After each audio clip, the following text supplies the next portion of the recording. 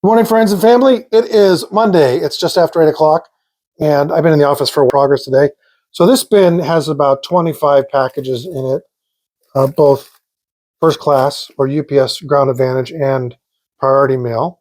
And so those are done. And I've also managed to update about 300 listings. You'll see right here it says ending today.